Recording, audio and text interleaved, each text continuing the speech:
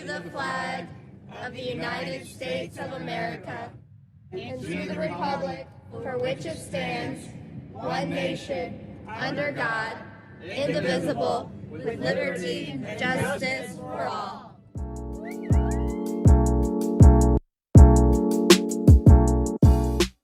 No government admits anymore that it keeps an army to satisfy occasionally the desire for conquest.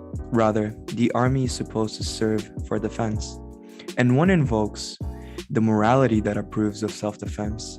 But this implies that one's own morality and the neighbor's immorality, for the neighbor must be thought as an eager to attack and conquer, if our state must think of means of self-defense. Nietzsche. In the current global climate, we see more and more the rise of issues such as inequality, poverty, conflict, and climate catastrophe. On top of all that, world leaders seem to continuously adopt ideologies and practices that not only do not work towards amending these issues, but in making them worse. Welcome to this episode of Global Get Down. I'm your co-host Shreya. And I'm your co-host Johnny. We'd like to start off by introducing our theme for this season. This season, we at the URSA podcast team have decided to focus on the theme of unlearning, with the hope of getting insights into the history of problematic systems of thought that we often take at face value. And so, in the series of episodes, we'll have conversations and debates with experts from different fields of academia with the goal of exploring the genealogy of modern thought. And today, we bring Jovian Radheshwar, a political scientist and international relations professor at Douglas College, to help us make sense of the history behind these problematic theories of international relations in order to shine some light on how we got to where we are now. Jovian, welcome. Feel free to introduce yourself. My name's Jovian. I'm a professor at Douglas College. I'm from California and New York, an American living in Canada since 2016. And I just have a lot to say about this. So let's get into it. Favorite subject. For sure. Absolutely. And again, thank you so much for coming.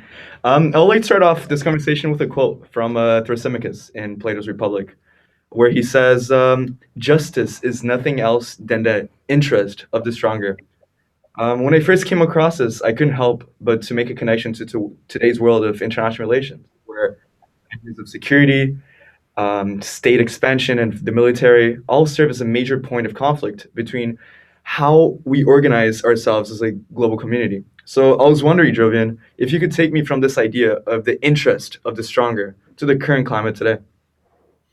Plato, of course, is somebody who overall argues, if you read his work at face value, against the concept that justice is in the interest of the stronger, because he feels that justice is this true transcendental thing that is reflective of a perfection of morality that can only be found in such a way when everybody is given their just place in society. Is the idea that maybe justice is in fact something that maybe isn't really all it's set out to be, right? In the Republic, you have Thrasymachus say, justice is in the interest of the stronger in book 1 when he's debating Socrates about the, sort of proto debates before they really get into it when they talk about the ideal city. In the work of Thrasymachus, who was an Athenian historian during the Peloponnesian War, he writes a dialogue called the Melian Dialogue. And in that dialogue, in that book, The History of the Peloponnesian War, he refers to how the people of the city of Milos are being requested by the Athenians to surrender. And this is an imperial competition where the Athenians are fighting against the empire of Sparta.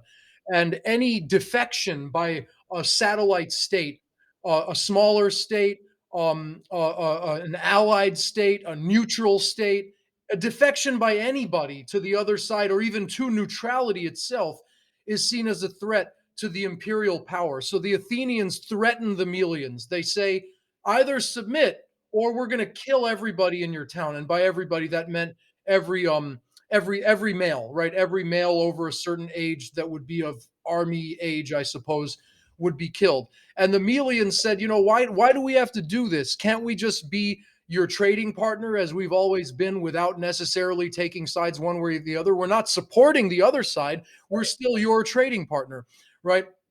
But when the Melians refuse to submit, the Athenians do send a campaign to destroy the city of Melos, and that's exactly what they do. And during that Melian dialogue, the Athenian envoy to Melos says that the weak do what they can and the strong do what they will, right? So similar to this idea of justice being in the interest of the stronger.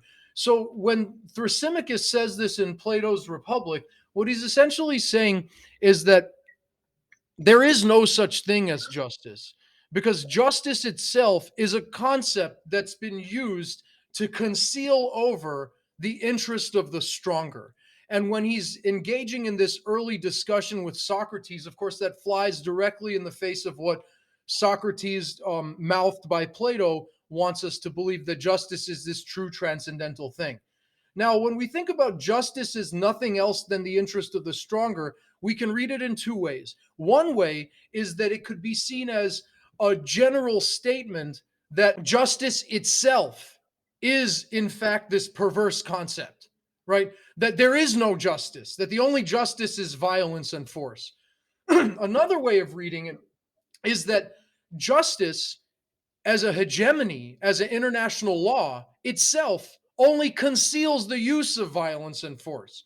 So, in both of those respects, the idea of justice goes very much against what we would see in the sort of modern UN liberal international law tradition, going back to the 1600s with figures like Grotius and Kant and other folks as well. And we see a much stronger admission into the reality of power politics. And so I think that it's very clear that in today's world, as we see a hegemony coming apart, especially US hegemony coming apart, we see a reemergence of much more particularistic concepts of justice, right? And indeed, it's a lot about who can get away with what in what region. Recent saber rattling over Taiwan, for example, comes to mind, because certainly the people of Taiwan would say, I mean, they're Milos, right? The people of Taiwan would say, well, we're a nation, we can do our own thing. And it's a just world order that everybody gets to have what? Self-determination, right? That's part of the justice, quote unquote, of our modern world system, that every nation is entitled to self-determination. Now, we know that most nations, especially indigenous nations, are denied the right to self-determination all over the world. But of course, you can look at this example also with regard to the case of Taiwan, right? The Taiwanese want their own independent nation state, but China says, well, you can't do that because you've always been a part of us. And this area, East Asia, is our sphere of influence. And so we can see that power, right, still plays an elemental role. And in fact, that role is coming back all the time more and more. And we'll see very interesting, I think, transformations around regional power dynamics in the coming years, right? India trying to flex its muscle in Bhutan and Nepal and Sri Lanka. It, of course, can't do very much in Pakistan, but it can indirectly influence Pakistan by also meddling, of course, in Afghanistan, right? So this very idea of justice existing at all, I think, is something that we should be quite cynical about. So when we look at this idea of justice from this critical perspective, we can actually see that underneath it all, I mean, I hate to be crude, is simply just force, right? It's simply just force. And his whole philosophy, if you want to understand Nietzsche, it's all about how ideas are turned into these things that rule over us, but that don't actually exist, right? They don't necessarily exist outside our human creation, right? So when Nietzsche, for example, echoes Thrasymachus's remarks when he talks about the origins of morals, what we can think about what justice is simply the power politics players of the day attempting to freeze into place a particular set of values as laws. So that's what Thrasymachus means when he says justice is in the interest of the stronger, in my opinion. It's a deep sort of almost genealogical understanding of the concept of justice. And that's very similar to what we're doing today. We're taking these concepts, right? These ideas of IR right now that everyone just takes as face value. Justice is one of them, right? And then you look at the history of it, you look at the genealogy of it, just like Nietzsche is going to do to morality. And then you arrive at a point where you start to question how genuine these ideas are, right? And I'd like to ask if you could take me from this idea of Nietzsche too. Let's go to Nietzsche when he talks about the idea of the will to power, and how we can very much see a very clear idea of this will to power in today's world of international relations, today's world of national defense, which, like you previously said, how can everyone be defending, right? Right. Indeed. Thank you for that. Actually, that segue, because indeed, when we think about the idea of today's foreign policy practices by every major nation state, right? Every single one of them refers to, as Joao alluded to, their militaries as defense establishments. None of them actually call them, um, offense or Department of Adventurism, right? Or anything like that. They just call them defense establishments. And Nietzsche argues in the text Human All Too Human that indeed this is disingenuous. He calls it the doctrine of the army, that we have this world in which nations, right, are ranged across each other. Here's one nation, here's another, there's a border between them, and they've got their guns pointed at each other across the border. Or Russia and China and the United States have their ICBMs pointed at each other globally. The argument that all these countries make is they need this in order to be able to defend against the enemy. But they all make that argument. They all say that they need to defend against the enemy, which means that secretly they all think that while their enemy says that their enemy is just defending as well, that their enemy is actually being disingenuous and is fixing to do a surprise attack or something like that. So there's this tension that emerges between what you can call peace and not peace. The political scientist Jack Snyder has referred to this as the stability instability paradox. Because when you have this idea of peace that's brought about through everyone being armed to the teeth, at certain levels, at a certain threshold, nobody's going to shoot because the costs are too high. But if you can keep violence below that threshold, then the possibility of a counterstrike is itself not going to be happening because the cost of a counter to that counterstrike is too high.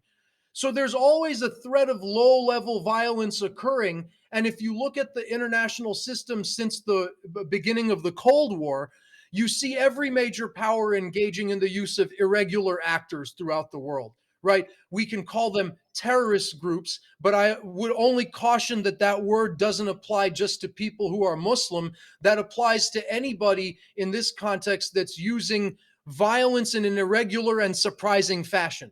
And so that could be, irregular groups, obviously, from any religion. It could be state authorities that are acting outside of the expectations of international law, either overtly, as, say, the United States when they invaded Iraq in 2003, or covertly, as the US and the Saudis and the Russians and the Chinese and the Iranians and the Jordanians and Syrians and so many other countries are, of course, involved in covert actions all over the world, right? So this is something that shows that there's a sort of opening, right, in the world system that's emerged because of our sort of misunderstanding, I think, of this concept of justice.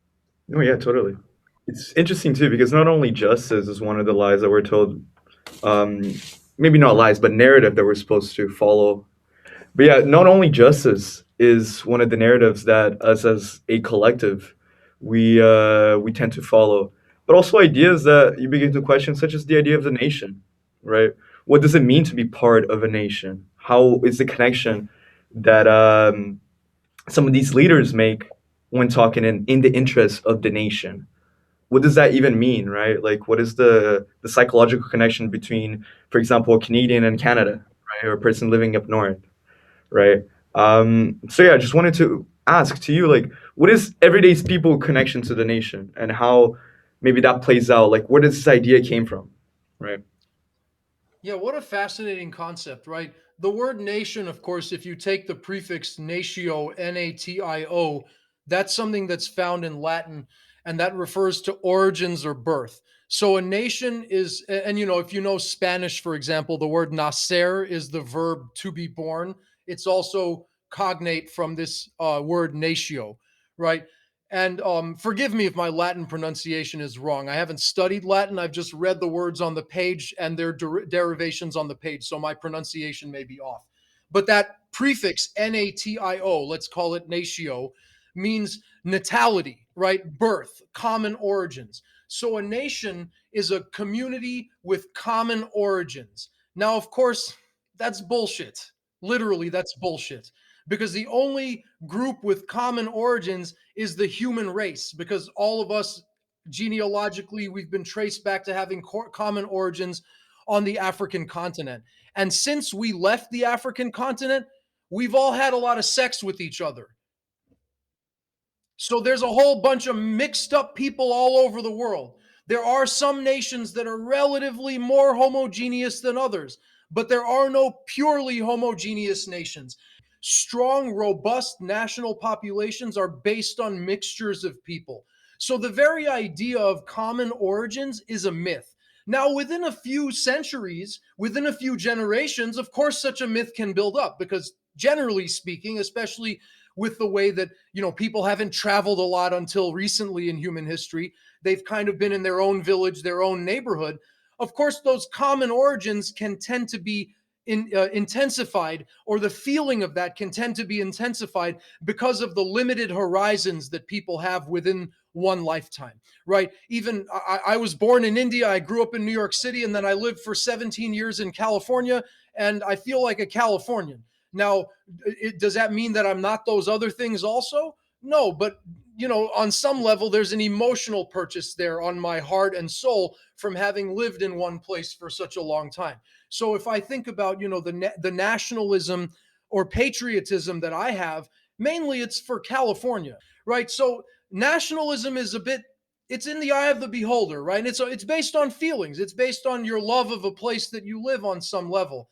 But it's of course harvested. It's harvested by leaders of larger entities, nation states, for the purpose of getting you to do one very, very important thing. It's discussed in this book by Carl Schmitt, The Concept of the Political, and that is to be willing to make the ultimate sacrifice for the nation.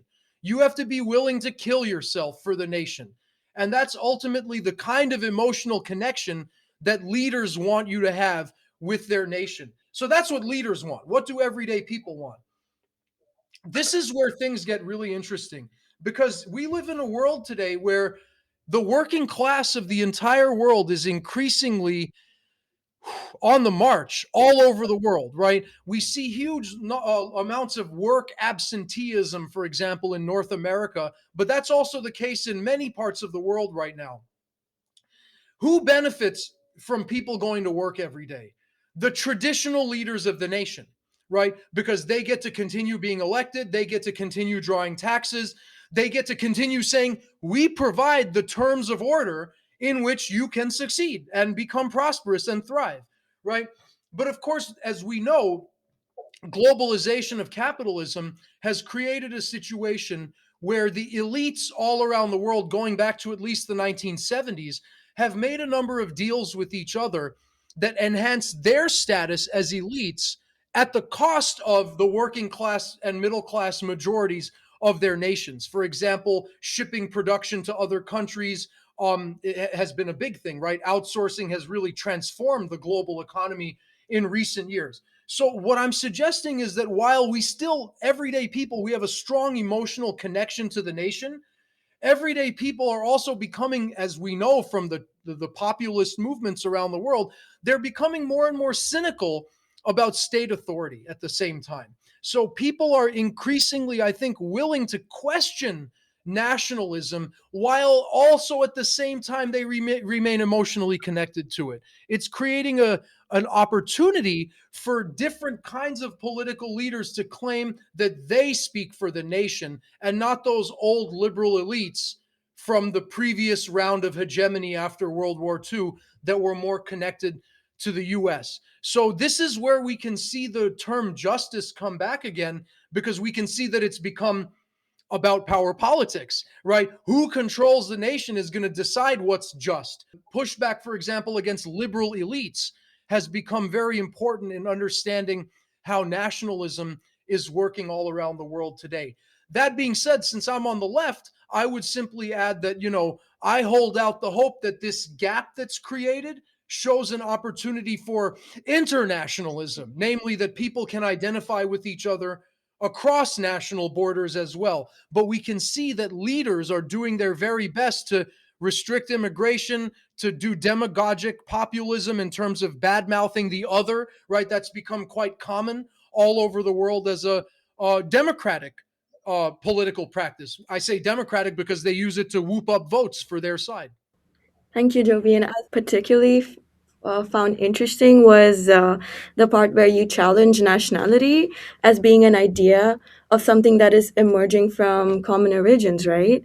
So I was wondering if that could be tied to how many scholars agree that international relations has a Eurocentric bias, right? And how this idea contributes to the Westphalian narrative being the center of evolution in international relations scholarship. Brilliant question. Absolutely brilliant question.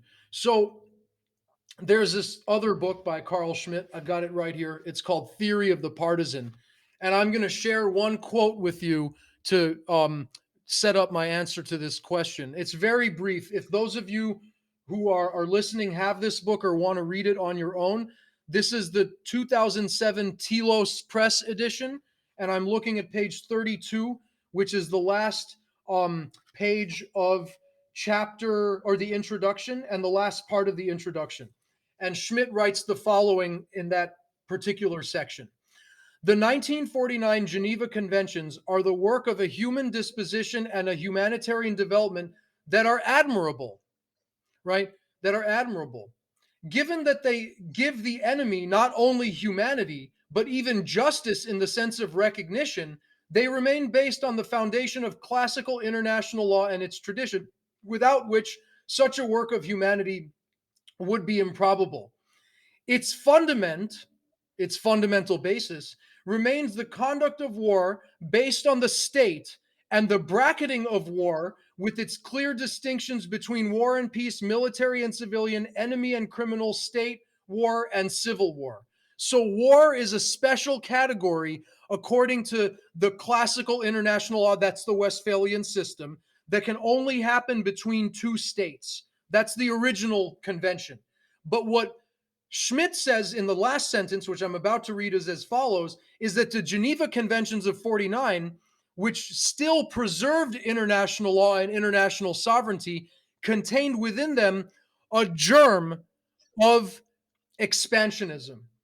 However, the extent to which these essential distinctions are loosened or challenged, the door is open for a type of war that consciously destroys these clear separations. Then many discreetly stylized compromise norms appear only as the narrow bridge over an abyss, which conceals a successive transformation of concepts of war, enemy, and partisan. So, this book, Theory of the Partisan, he's going to argue that international law for centuries tried to freeze war into this Westphalian context, that Austria fights Germany, and for a modern understanding, perhaps India fights Pakistan, right? But what we also see is that there's this argument that once we have essentially what he's alluding to, the loosening of distinctions, is the growth of the United States as a global power, as an international power. And when it does that and it uses the idea of humanitarian law on a global stage, what it does is it creates a world in which you have two layers of order. One layer is the traditional nation state order. But another layer is a new international order where the United States, through its United Nations allies, of course, it created the United Nations, is able to define certain groups as the enemy of all of humanity. And as Schmitt says, that opens the door to a new kind of war that destroys those distinctions. And so the world we live in today, we see the Westphalian idea of sovereignty being walked over by major powers that can do this in their neighborhood. And of course, the US has done it all over the world. And when they do that, they create a great deal of imbalance around the world. And the only way to deal with this imbalance, Schmidt argues in this book, and it happens, he's not saying it's a policy he's advocating, he's just saying it happens, is you see the emergence of this figure called the partisan. And the partisan can appear on the left and on the right. And what the partisan is somebody who wants to use violence to assert sovereignty. And they feel that the other systems out there, the global empire or the local bully nation state that's stronger than their own nation, that those nations are undoing sovereignty. And so the partisan simply emerges as a figure. And the partisan can be compared to, say, Schmidt himself refers to Che Guevara in the book. You could also, of course, refer to somebody like Osama bin Laden. But Schmidt also talks about somebody else, a guy named Raoul Salan. And he's very interesting. He was the member of a group called the French Secret Army. And the Secret Army operated in France, in Algeria, and in Corsica, the island off the coast of France in the Mediterranean that's part of French territory, during the French-Algerian War. And Raoul Salan was a French right-wing radical who felt that the French army and the French political leadership were selling out the French Empire. So what Raoul Salan did was engage in terrorism, not just against Algerians, but also against French, liberal French, even French elites. In Paris, bombs were set off by this guy. He killed civilians in the name of France, is how he said it when he was finally put in court. So Carl Schmitt applauds Raoul Salan. He thinks that this is the kind of patriotism that's necessary to defend the nation state, because the Westphalian order, which was good from Schmidt's perspective, has fallen apart. Now, the reason Schmidt agrees with the Westphalian perspective, going back to your question, is because Schmidt ultimately says, along with Hobbes, along with Nietzsche, this goes back to Joao's point about the will to power a few minutes ago, that human beings are not necessarily good or bad inherently, but that the world makes us evil. We have no choice but to be evil in order to survive in this world.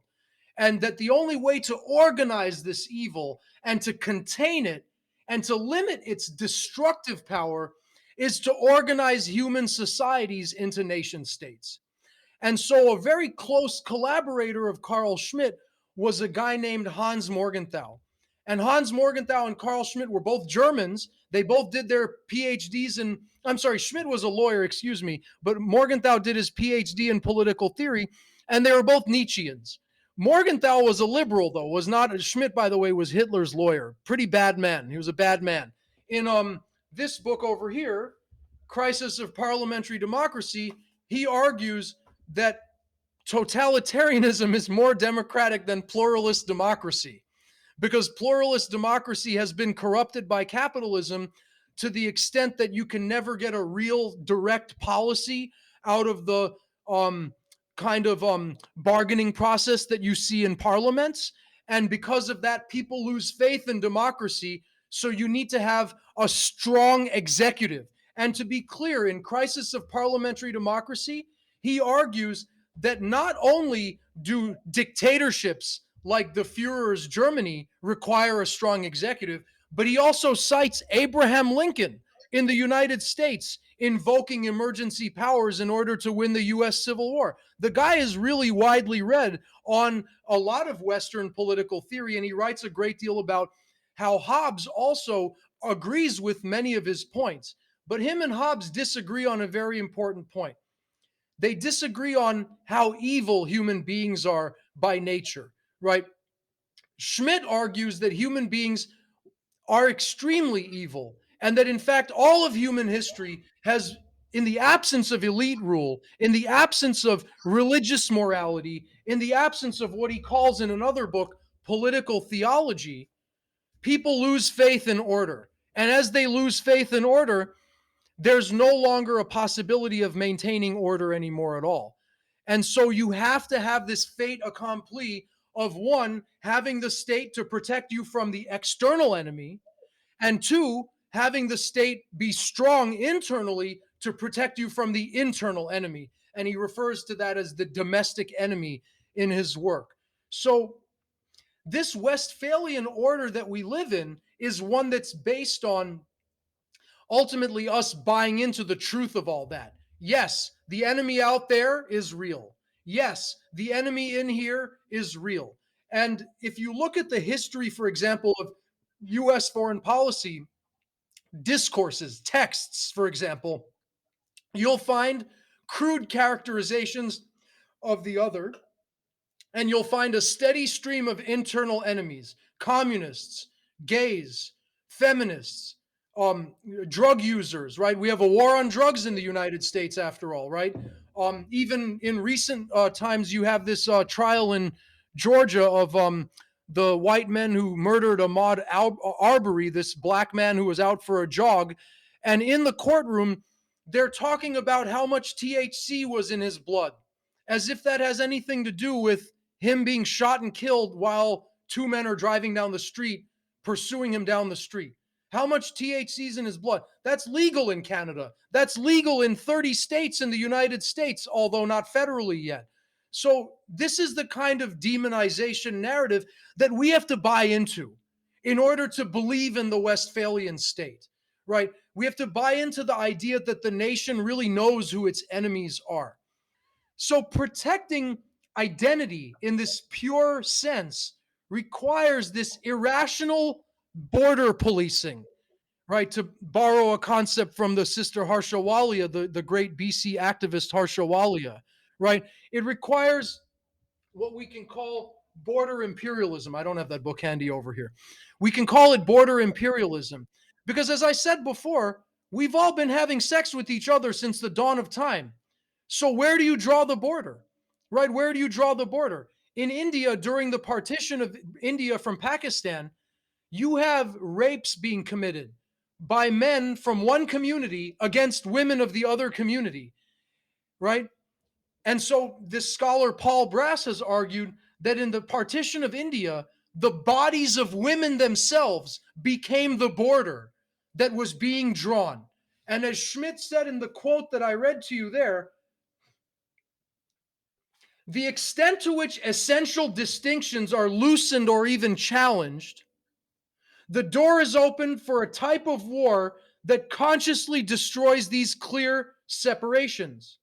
So, in the context of a civil war, in the context of the Indian partition, what we have happening is the old identities are being challenged by new identities, identities which claim to be purer than the old identities, right? So, when we see this destruction of, say, indigenous ways of being and the superimposition of an imperial way of being, we see many discreetly stylized compromise norms appearing as the only bridge over an abyss. Because what is the partition of India and Pakistan? It's an abyss, right? An abyss, as Nietzsche says, you open it up, you see the monsters, they look back at you, everybody goes evil, right? That's the abyss. Or Hobbes's state of nature, if you want to use that example too, can come to mind. So how do you get out of the state of nature? What Schmidt is saying here is the only bridge are compromise norms which conceal the successive transformation of concepts of war, enemy, and partisan. What are these compromise norms? Race, nationality, religious purity. Because those norms, how do you signify them?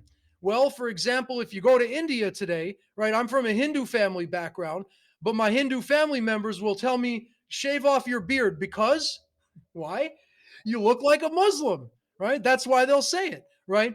So that's something you can do in order to signal to the other, hey, I'm a safe person. I've shaved my beard, right? If I go fly to the United States, that's what I'll do before I get on the plane. I signal to the border guards, hey, leave me the hell alone. I'm a safe person, right? Now, that's very crude, right? That doesn't really say anything about who I am, one way or the other. But it is, as Schmidt says, it's a compromise norm, right? And so in a context like this, say, go back to the example of partition of India, when Hindus are raping Muslim women and Muslim women are raping Hindu women, and both of those communities are raping Sikh women, and Sikh men are raping the women of those communities, how do you start to end that conflict?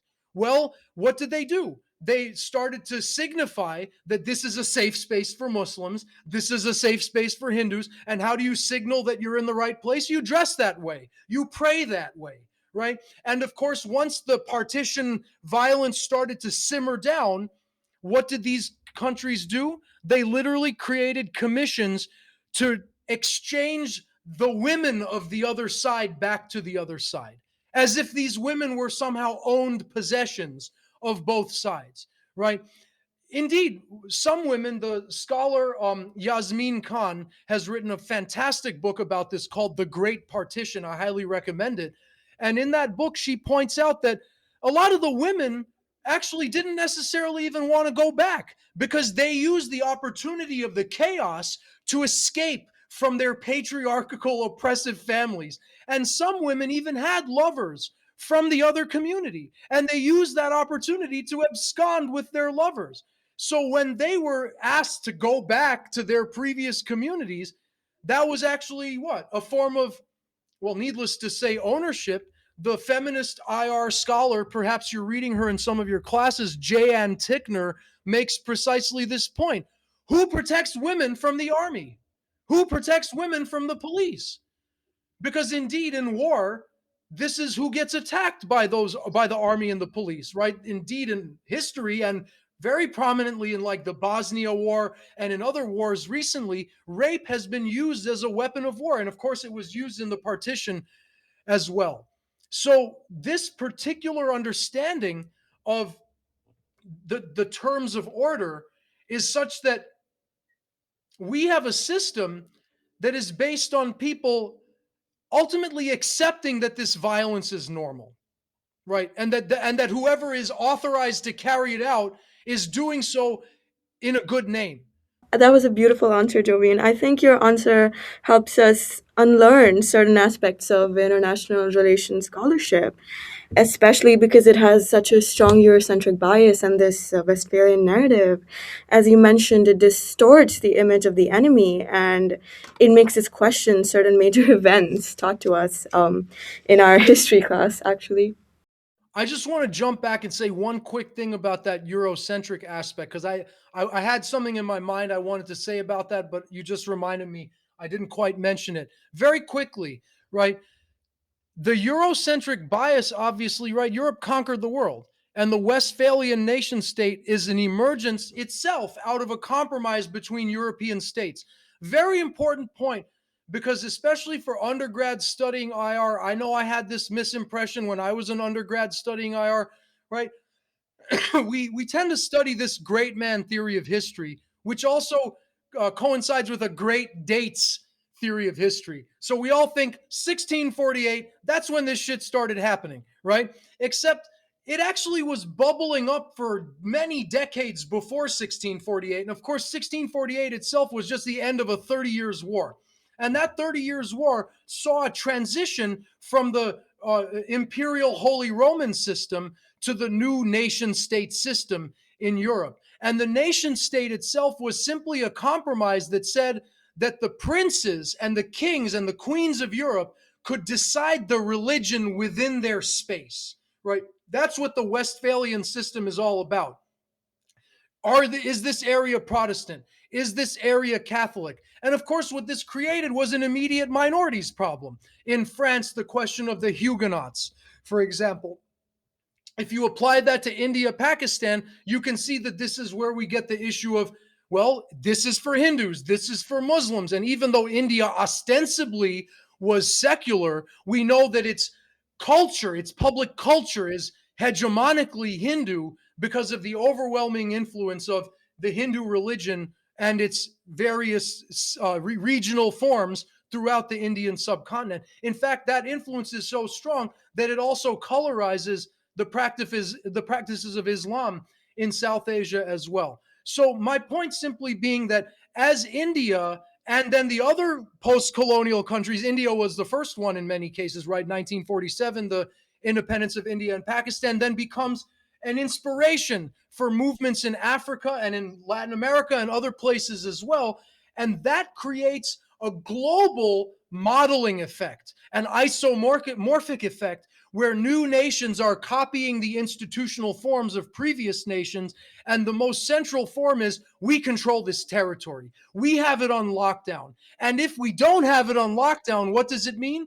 It means somehow we're lesser than the other nation states in the world system. We won't get our respect in the world system. The political scientist, he's a comparative political science scholar, Charles Tilly, he writes that the original nation states were simply territorial gangsters. So I think that's a helpful understanding with regard to how this connects specifically to how now nation states are being copied around the world. So yes, Eurocentric originally, yes, Eurocentric ideals still at the bottom of it, but what's lost is a whole world of indigenous alternatives to that, right? There are many alternative forms of sovereignty that are not necessarily based on exclusive territory. They can be based on shared territory. They can be based on all kinds of different agreements that existed all over the world. But we have lost that history because of the ascendancy of the state system. And of course, Marx would say that all of this has to do with simply creating stable business arrangements for capitalism, which of course benefits the elites in those states all around the world. So Jovian, I think you already touched upon this in your previous answer about how indigenous territories have been affected by this. So, how would you say that the emergence of the modern international system has been distorted by this narrative and this bias? So, great question. I think that the modern world we live in is bigger than the international system. I think that's the best way of starting this answer. So, when we think about the idea of indigenous international relations, suddenly we've gone beyond state to state relations. So, there's a very rich possibility of ideas, of traditions available all throughout the world, right? Go back to India, Pakistan. There are historic examples of Hindus and Muslims and Sikhs living together in communities at peace for centuries before the need to divide them in order to create these new nation states, right? So, what were the mechanisms available that kept those different groups of people at peace with each other? Those are forms of sovereignty that existed, that have been displaced by the exclusive form of sovereignty we see with the nation state. And also related to this is, this complicated question of America, because America is at the same time a historically white supremacist nation state. However, it's also the guarantor of a liberal world order that theoretically is against racism, sort of, right? It's theoretically against it. So when America spreads its values around the world, if it does so in good faith, America's Schmidt's biggest enemy, because America's replacing all those traditional nation state divisions with a new universal concept of humanity. However, we know America's not doing this in good faith, right? We know that the US empire is still, like other traditional empires, seeking to enrich itself, right? And the extent to which it says it's doing a beneficial thing for the world, it's only because that disarms the world from resisting US expansion, right? And so the US is both a traditional nation state and also a kind of empire eclipsing traditional nation states. Germany itself is a nation that was cobbled together out of Bavaria and Prussia and Saxony and other states that make up Germany today. And it didn't exist till the middle of the 1800s, right? 1860s is when the Austro-Prussian and Franco-Prussian wars came to an end, and you see the Bismarck Kaiser Germany come to the fore, right? And even today's Germany doesn't have half of that stuff in Prussia off on the east wing that was in the old imperial Germany at the beginning of the 20th century. So Germany itself is being, meaning those German Nazis, they themselves are being disingenuous when they pose that there's a pure concept of Germany. That actually comes from Michel Foucault, right? The idea of unlearning systems of thought. And it's really interesting, like looking throughout how it's really these myths, these collective stories that keep these narratives going. That when we look at it, it goes like way back to one idea, right? Like right now, like it goes way back to idea of Nietzsche that talked about the will to power that influences these thinkers, that influences reality, and it's like a cycle, right? Because then you have the materiality influencing thought, then thought creating materiality, and then just like this loop and loop and loop. And when you say like rebel against your parents, that's how you rebel against that ideological loop right there, and we start looking at a different alternative. Now, just to wrap it up, Jovian, um, I want to ask, why is it important for us, and what I mean us, like uh, young people, starting to critically look at these social structures, at these myths? Why should we unlearn IR? Why should we unlearn international relations? In other words, what do you think us as a global community should be striving towards?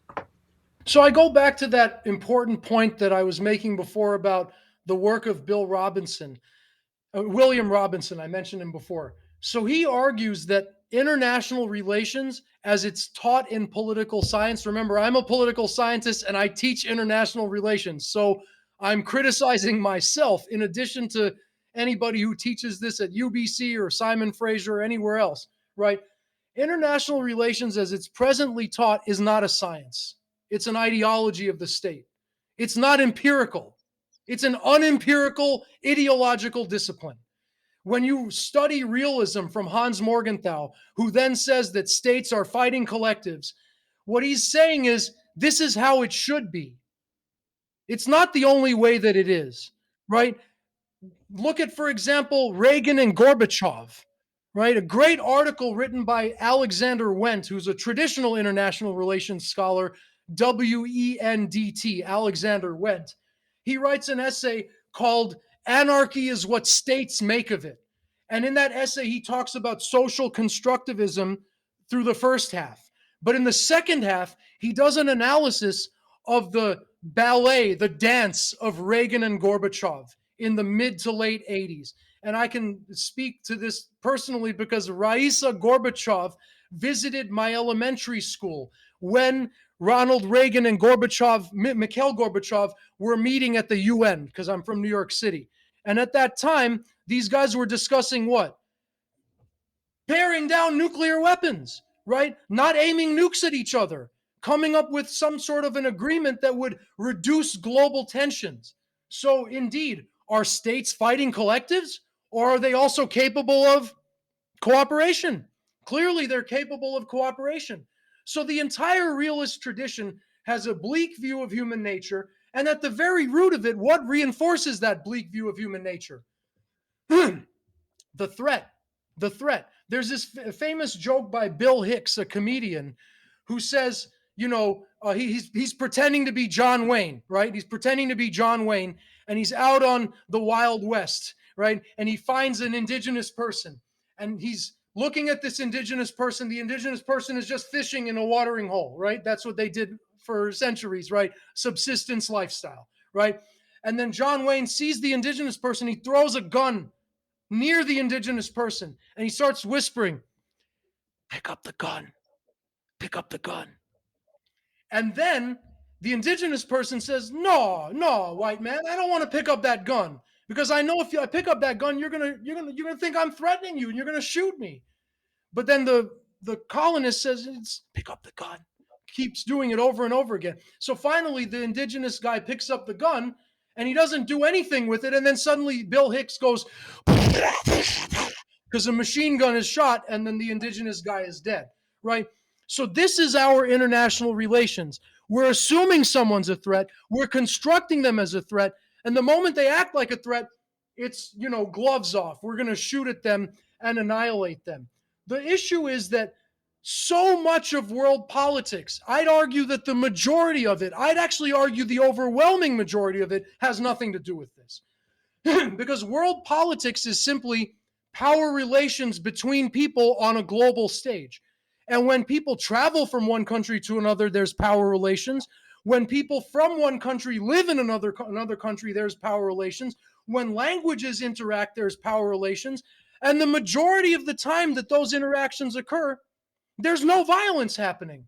There's maybe a power differential. Maybe people aren't equal, but they find all kinds of ways to do what they need to do without taking out weapons and killing each other. So these states have an interest in holding on to the ability to use force as a threat in their back pocket, up their sleeve, as it were. And because of that, I think we need to unlearn IR. We need to learn that our identity is global. We are a human animal before we are a member of a state. So, Jovian, thank you so much for coming along. Is there anything that you would like to plug in? Feel free to do so. I know that you mentioned that you have a podcast yourself, so where you talk about similar topics. Yeah, thank you. My podcast is called The Jovian Mundo Show. It's on YouTube. If you Google Jovian, Jovian, Mundo, Moondouh show. If you Google that on your YouTube search engine, it should come up right away. You can also find us on Spotify. So we take a lot of inspiration from the late, great Michael Brooks and try to bring accessible conversation around these topics, usually refracted through the lens of current events, but we also talk a lot about general ideas, about philosophies as well. And once in a while, we'll have a special topic show where we'll talk about dating or something like that, just to keep things a little fresh.